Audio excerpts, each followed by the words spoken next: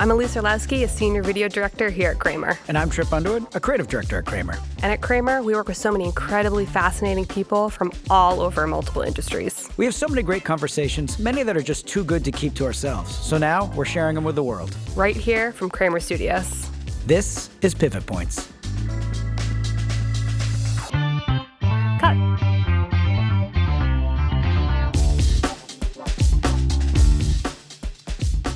Welcome to another episode of Pivot Points. We're changing things up a little bit today.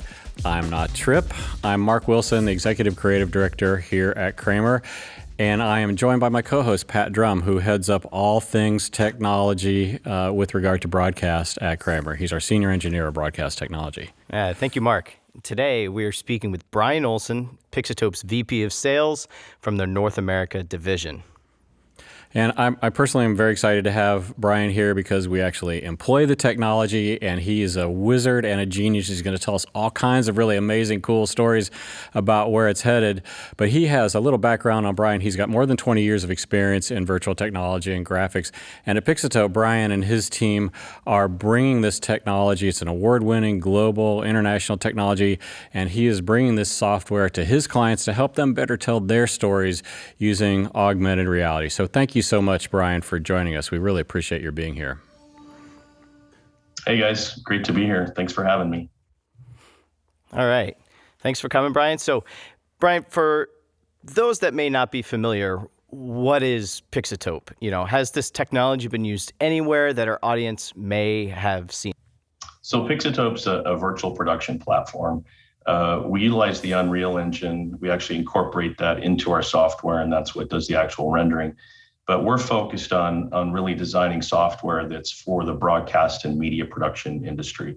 So while Unreal is a gaming engine, we are taking that in and adding our own user interfaces and workflows to simplify the process for media creators to do production, so they can focus on getting the work done and not messing with the technology so much. We also recently acquired a tracking company, TrackMen, and we're integrating that with our software. So ultimately, it'll be a single user interface that the user deals with, both for rendering and for tracking. So again, the goal is to simplify the experience, to sort of democratize virtual production, make it more accessible for more people. So it's not just the very high end that are doing it anymore. So more markets, more use cases. Because we really believe at Pixotope that ultimately all production is going to be virtual, as broadcast and feature films and gaming all sort of merge into just kind of a common media experience. You talk about accessibility from the user standpoint, and we definitely witnessed that when we were able to create a little iPhone GUI that one of our guys was able to walk around the studio, and when we wanted something to come in, literally just take his iPhone and touch go in, and the animation would come up and pop up, and stuff like that is the kind of thing that will set you apart for sure from other kinds of competition when the end user has that sort of simplistic interface. Yeah, and I think it's even since you guys have had it now, we actually have an HTML5 interface now, so you don't even need to build an app or use our app. All you need is a web page to trigger things, which could be on an iPhone, could be on an iPad, whatever you want to do, and could be remote as well. So I love the term to democratize virtual production. It seems to me that it's not just about cost and complexity, but it's about being able to utilize existing hardware. So it's not so specialized that it's inaccessible to people who don't have a ton of budget to spend. Can you talk a little bit more about that technology and where it's headed? And you mentioned trackerless technology, which I think we're all pretty excited about because that takes care of a lot of the headache, to be honest. Yes, it does. Talk about that accessibility as in availability and where it's headed. So a couple things. So we don't have proprietary hardware, which is a barrier, and there's usually some more cost associated with very proprietary hardware. So it's COTS hardware off the shelf that people can use as long as it meets the specs, and there really any kind of a robust gaming PC or a laptop will work right now. So we want to sort of eliminate that factor. We've actually been able to run in the cloud without completely virtualized, so either private or public cloud, which is going to create some new workflows. We haven't commercialized that yet, but we do have that running.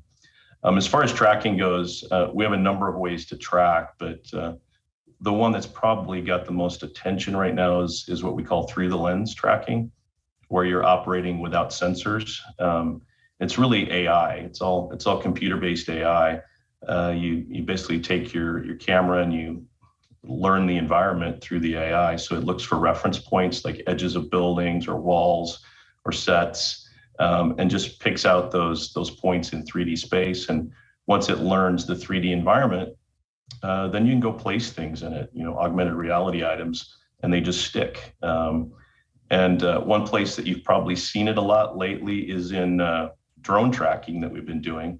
So that was used on the NFL draft. Some of the sports networks are using it, and that's really exciting when you can actually fly a drone and then stick logos and different pieces of creative to racetracks, to football stadiums, float above venues, and it adds a whole new level of production value, I think, and I think it helps viewer engagement, and it also ultimately opens up some sponsorship opportunities too for advertising.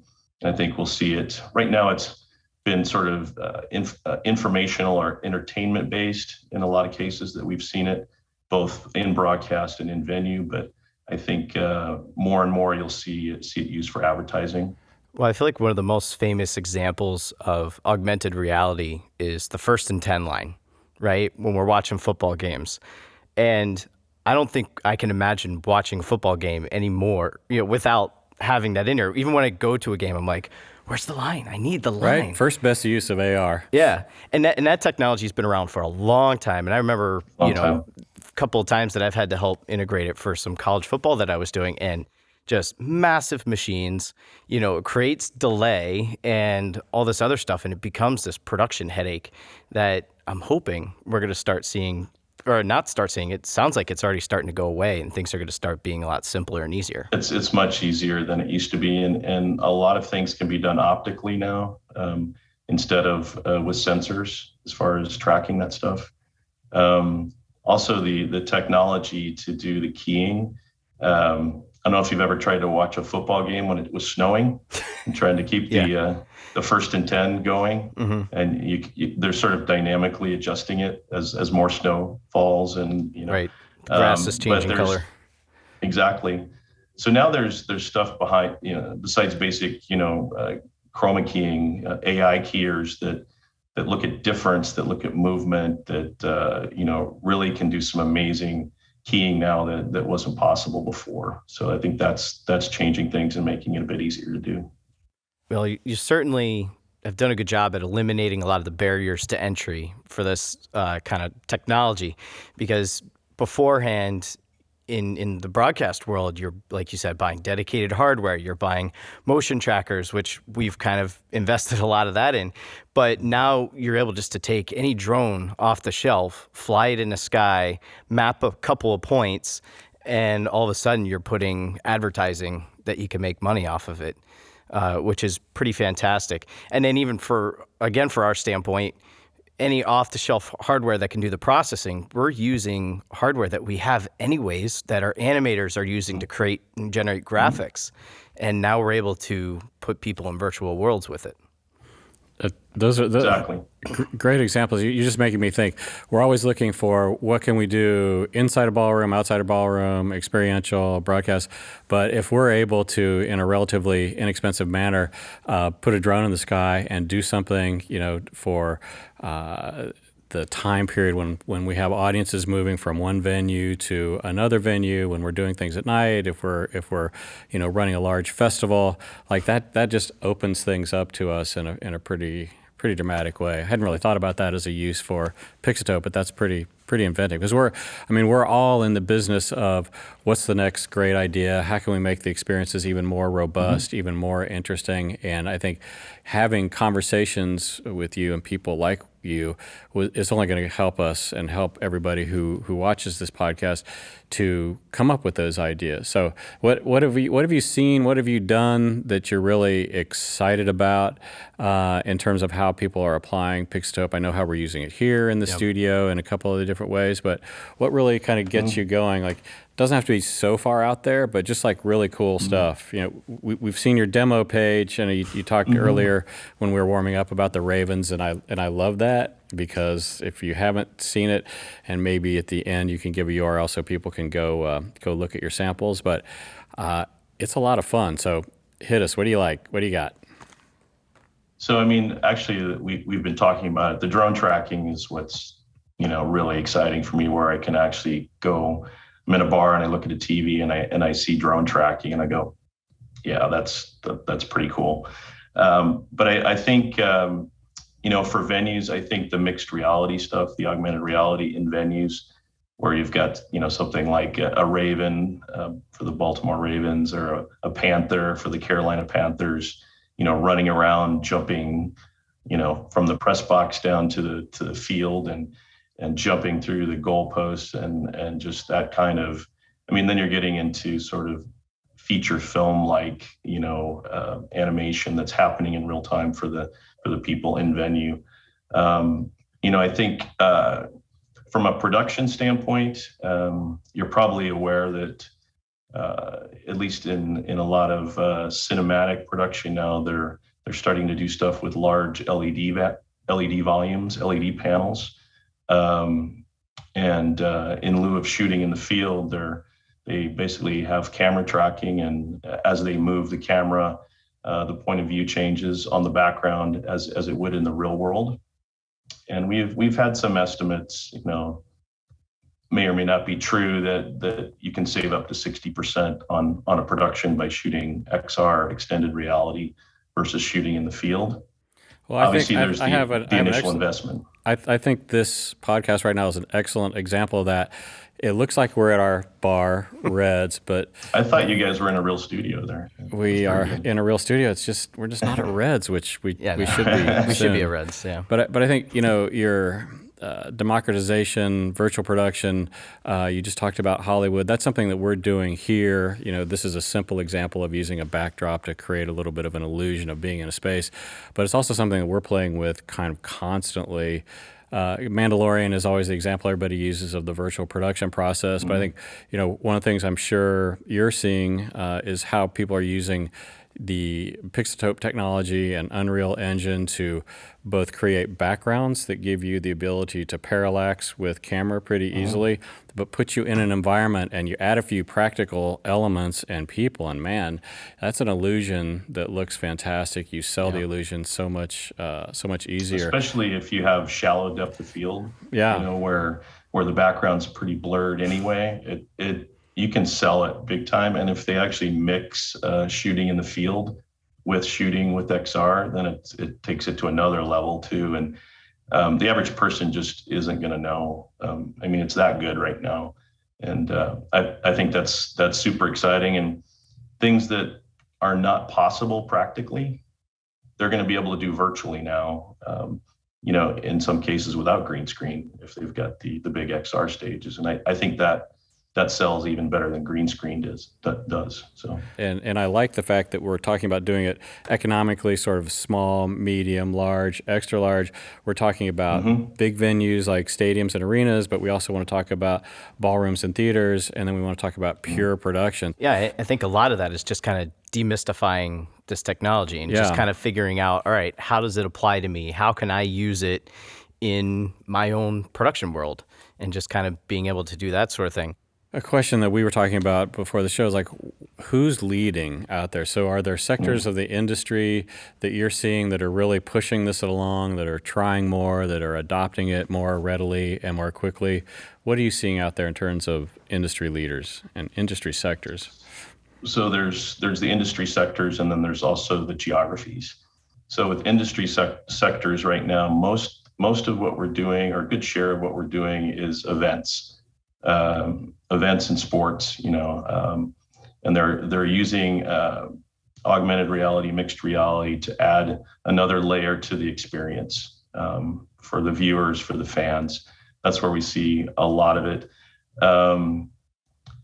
And as far as virtual production, where you're using virtual sets, set extensions, that type of thing. In North America, we've probably been the slowest to adopt of any region with respect to that. And I would say Asia is probably the fastest. So I expect to see a lot more virtual production beyond just augmented reality in North America going forward as it becomes more commonplace to do production this way. So we operate in a world where I feel like a lot of our people, our techs, our freelancers, they like to trust in the things that they know. They have a show that they have to make air or to please a client, whatever, and you're only as good as your last show. So what would you say to the people who need convincing that this is worth trying and going and taking a risk for? I mean, that's a tough thing, whether somebody's been burned by virtual production in the past or it's just completely new and totally foreign and scary. But what I would say to, an average customer is, given the use cases of where this is being used and the things that are possible, and we as a company, try to support our customers, not just in pre-sales, but after the fact as much as we possibly can and help them grow. It's usually baby steps. Let's start small and work our way up. Let's not build Star Wars on our first production here. Let's do a little bit of augmented reality or something, and then as they get more comfortable with it, they'll do more with it and start to see the possibilities.